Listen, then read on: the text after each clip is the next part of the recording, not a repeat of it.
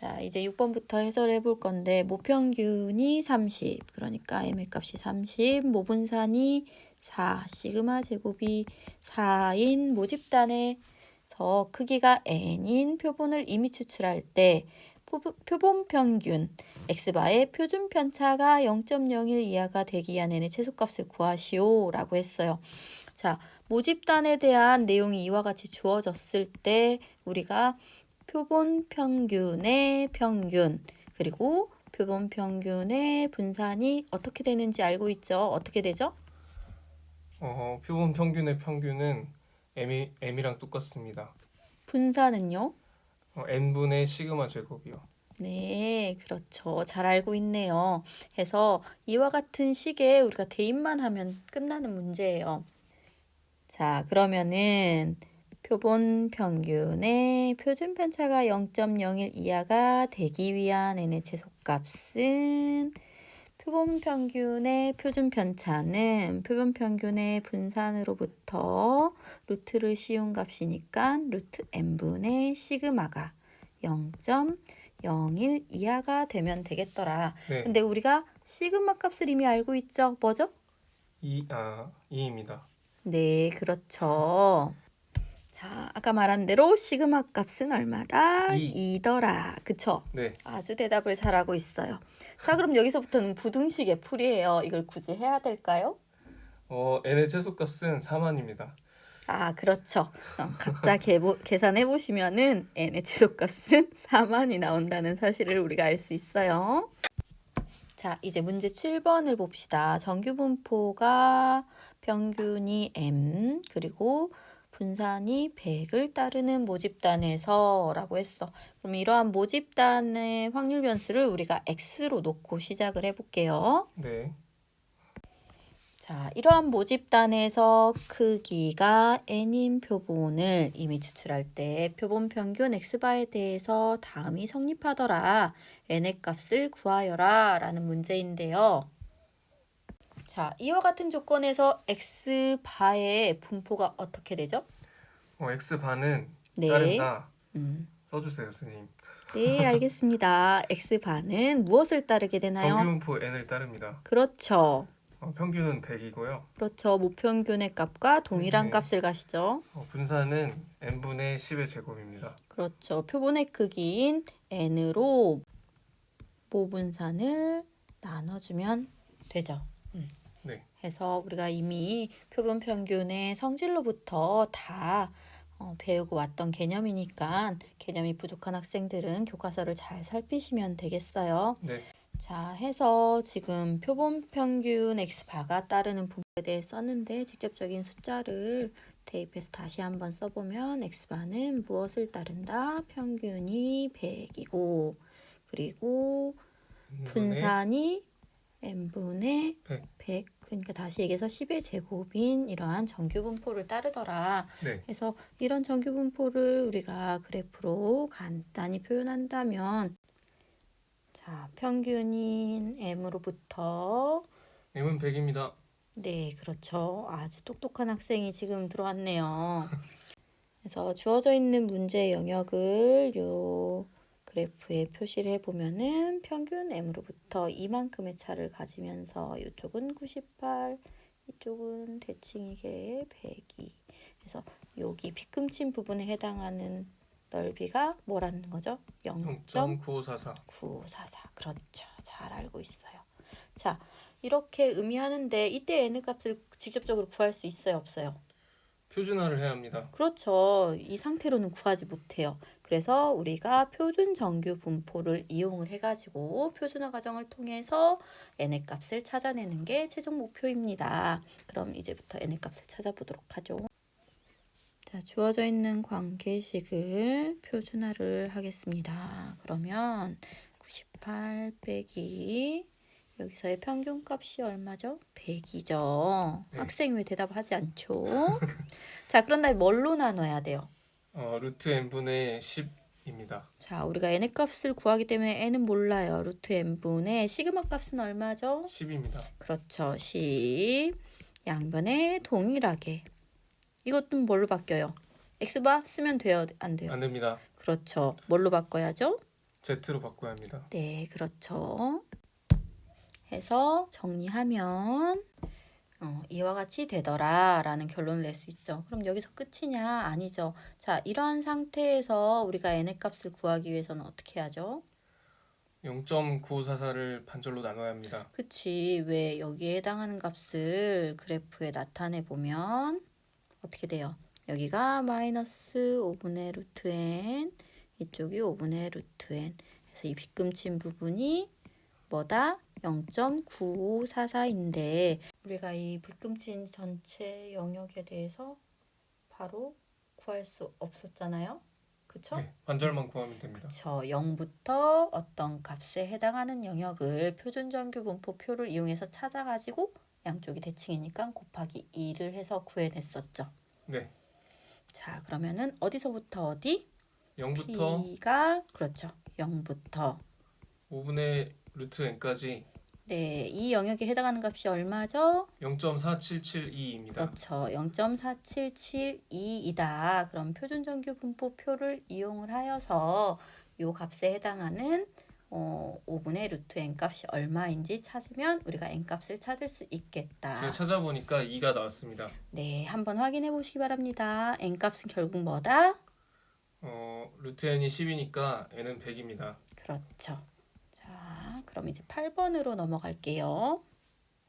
다음과 같은 정규 분포를 따르는 모집단에서의 확률 변수를 x로 두면 이 x는 뭐를 따르죠? 정규 분포 모평균 m 모분산 시그마 제곱을 이렇게 따르더라. 네, 이 중에서 크기가 n인 표본을 이미 추출했을 때 표본 평균 x바에 대해서 시그마 값이 2와 4일 때의 확률을 각각 P1, P2라고 하자. 이때 둘의 합을 구하시오 라는 문제예요. 네, 주어진 상태에서 우리가 바로 구해낼 순 없죠. 뭘 해야죠?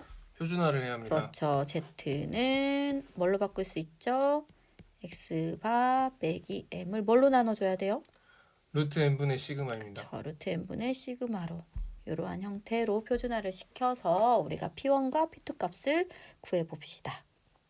쭉 써봤더니 결국에는 이렇게 m은 떨어지고 루트 n도 약분됩니다. 사라지고 그쵸. 결국 P는 가로 열고 Z가 뭐보다 크거나 같아요. 시그마분의 2입니다. 그렇죠. 시그마분의 2보다 크거나 같은 영역을 우리가 또 표준 정규 분포표를 이용해서 구해내면 되죠. 아하. 자, 시그마 1이 뭐로 주어져 있죠? 임의로 시그마 1이라 표시할게요. 첫 번째 거요? 네, 2입니다. 네, 그렇죠. 여기다가 대입. 시그마 2는 얼마? 4입니다. 4일 때 또 대입. 하시면 결국 우리가 원하는 P1, P2의 합이라는 것은 뭘로 표현할 수 있어요?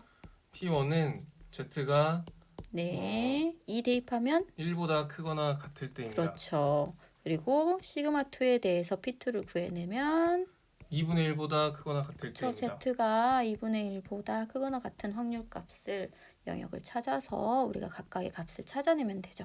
그래서 표준 정규 분포를 우리 각각에 대해서 이렇게 예쁘게 표현해냈는데 자 그러면은 Z가 1보다 크거나 같은 확률 값은 다음과 같은 영역에 표시되어진 부분인데 이거 어떻게 구했었죠?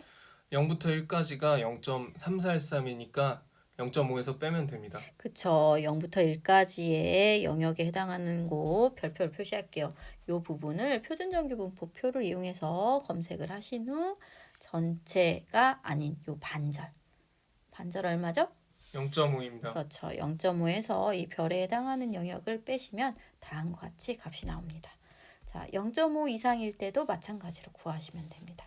그래서 둘의 합을 더하시면은 최종적으로 0.467이라는 값이 나오게 됩니다. 네.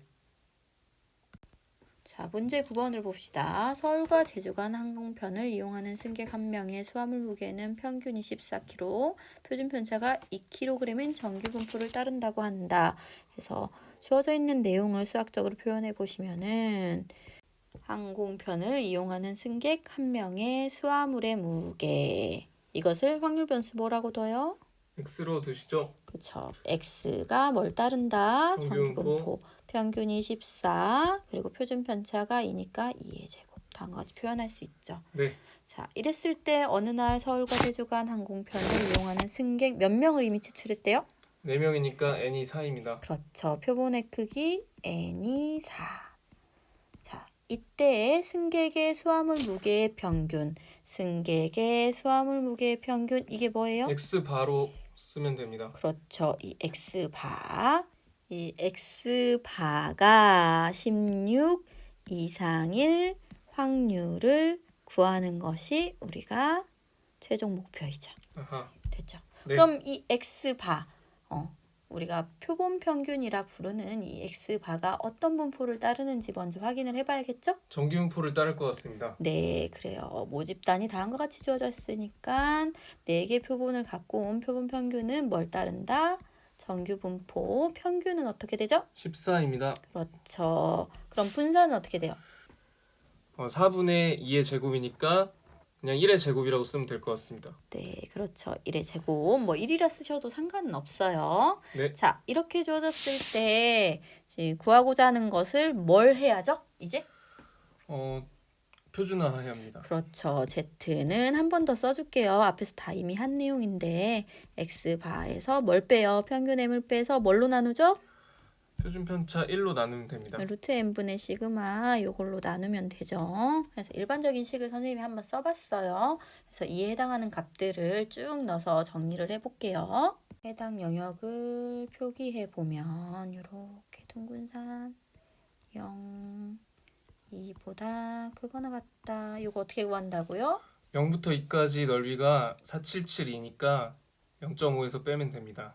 0.477이 이건 표준 정규 분포표에서 찾으시면 돼요. 그래서 0.5에 해당하는 부분에서 0.477을 빼면은 우리가 구하고자 하는 Z가 2 이상일 때 확률값 얼마? 0.0228입니다. 네, 항상 요 소수점 계산을 주의하셔야 돼요. 다 네. 풀어놓고 답을 틀리게 쓰면 안 돼요. 알겠습니다. 자, 이제 문제 10번을 풀어보도록 하죠. 어느 고등학교 학생들의 키, 요거 확률 변수 뭐라고 둬요? x로 하시죠. 네, x로 두면 여기 모 표준 편차가 5cm인 정규 분포를 따른다고 했어요. 근데 뭐는 안 주어져 있어요? 모평균이요. 그렇죠. 우리가 추정해야 될 값이죠. 해서 이미 m으로 두고 표준 편차 5의 제곱. 됐죠? 이렇게 네. 해서 표현을 합니다. 자, 이때 이 학교 학생 중에서 몇 명을 이미 추출했대요? 100명이니까 n이 100입니다. 그렇죠. 여기서 우리가 원하는 값도 n을 찾을 수 있죠. 표본의 크기 n이 100이더라. 해서 이미 추출하여 키를 측정하였더니 그 평균이 얼마였더라? 175cm. 그렇죠. 요거에 해당하는 값이 x바, 스몰 x바 175 이와 같이 둘 수 있죠. 자, 이제 다 구했어요. 자, 이러한 값들 문제에서 주어져 있는 힌트들을 가지고 여기 예쁘게 써져 있는 95% 신뢰 구간에 대한 공식 교과서에도 있고 반드시 외워야지만 시험 문제를 풀 수 있다고 했어요. 네. 그래서 각각 대입하셔서 구해내시면 됩니다. 대입하면 다음과 같이 나오는데 이것을 또 아름답게 정리해서 계산해보면 174.02보다는 m값이 크거나 같고 175.98cm보다는 작거나 같은 모평균의 신뢰 구간 95%에 대한 신뢰 구간이 이렇게 나오더라. 자, 그럼 그 결과를 해석하시오 라고 했어요. 뭐라고 해석하면 돼요? 그러니까 방금 구한 그 범위 있잖아요.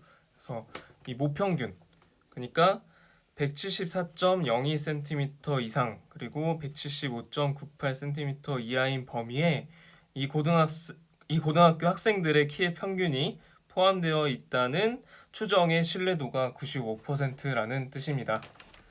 네, 아주 잘 알고 있어요. 항상 결과를 해석할 때는 뭐처럼? 교과서의 예제처럼 해석하시면 돼요. 참고하시기 바래요. 자, 다음 차시에서는 11번부터 마지막 15번까지 해설하도록 하겠습니다.